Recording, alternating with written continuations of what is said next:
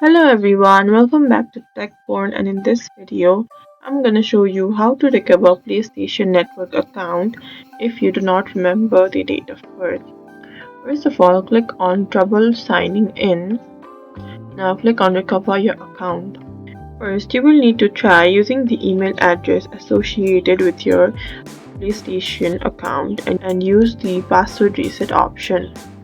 But if you're unable to verify the account because of the date of birth requirement, you will need to visit PlayStation support. Once here, you will need to be prepared to provide other account information such as your online ID, email address, purchase history, or console details. The support team may ask additional questions to verify ownership of the account. Once verified, they can help restore access to your account. And that's it. That's how to recover a PSN account without knowing the date of birth. And if this video helped, follow us for more tips and tutorials.